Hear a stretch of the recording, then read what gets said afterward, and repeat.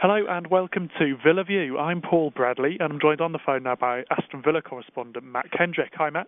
Hello there. Well, we're going to start off today talking about Barry Bannan. Can you tell us what the latest is on his involvement with the squad and the suspension as well, which he had with Villa? Yeah, Villa decided to lift his suspension that was imposed after he was involved in an alleged drink driving offence towards the middle of last month.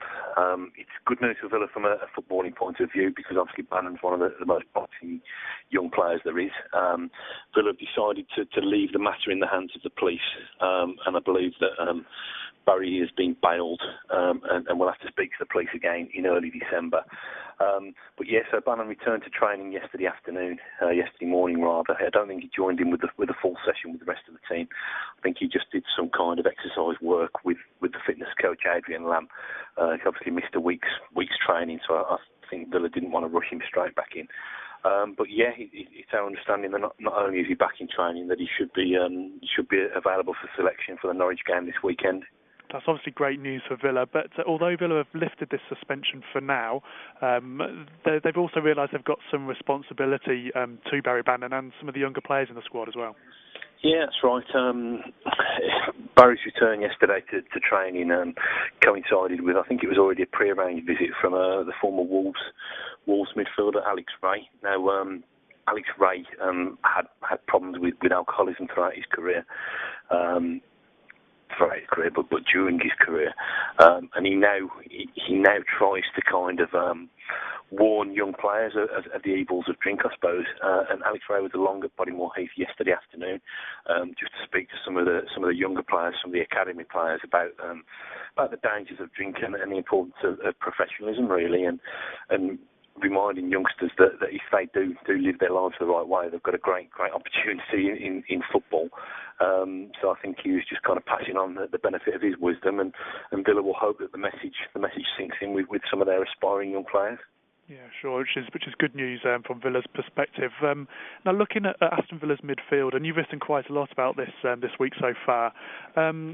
Turning to Jermaine Jenas, is he going to be back in the Villa squad, and that's maybe even the starting lineup for the Norwich game? And if and when he does get into that starting lineup, who do you see as the kind of the best candidates to play alongside him? Well, it was interesting that Jermaine spoke for the first time about his kind of injury woes earlier this week, and it has been a really kind of frustrating period for him and for everybody connected with Villa. Really, he's been 8 weeks at the club, 8 weeks into a season-long loan, and he's not even kicked the ball for the club yet. Obviously, with the thigh injury and the Achilles problem that he suffered since his first week at Villa. I think from the vibes I think he will be in the squad. I know we've been led to believe that before, but I think he will be in the squad to face Norwich. I think it's probably going to be too soon for him to start the game. Not played an awful lot of football, not only this season, but he's not played any this season, and he's not played an awful lot in the previous season either. So I think he'll be on the bench. With regards to your question about the potential best foils to play alongside him, I think the manager will still see him perhaps coming in this 4-2-3-1 formation. Now at the moment, Stilian Petrov and Chris Hurd are in possession of the shirts for the holding role. The two-man midfield just in front of the back four. Both players did very well alongside each other at Sunderland. So I mean, I can imagine that McLeish would like to see Jenas, a fully fit and raring to go Jermaine Jenas, play perhaps in the central position of the midfield forward three, if that makes sense.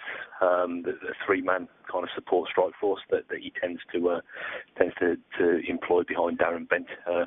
That would obviously mean it'll probably be Emil Heskey being the fall guy, because Heskey has played that occasionally, and the manager's used him more centrally, with, in my opinion, not great effect in recent games. So, I should imagine that it would be, to cut a long story short, it would be Jenas as the advanced midfielder and Petrov and Chris Hurd playing just behind him. And obviously we've got the issue of how do you get Barry Bannan into that team as well if he's fit and his head's right. But I think with a dearth of options so far this season, it'll be a nice headache for the manager to have. Yeah, want to look forward to see exactly what McLeish decides in the end when all those players are fully fit. Just lastly, Matt, Norwich up at home for Villa. We say this each week now, that it's a big game for Alex McLeish. He's got to win over the fans, but it is the same old story for the moment, isn't it? In terms of that. I think so. I mean, I think McLeish would be the first to admit that Villa have not got as many points on the board as he would have liked. He'd probably say they've not got as many on the board that he feels they deserve. But having said that, you can't rely on hard luck stories. You've just got to go out there and get it sorted out. Norwich are flying at the moment. They'll come to Villa Park.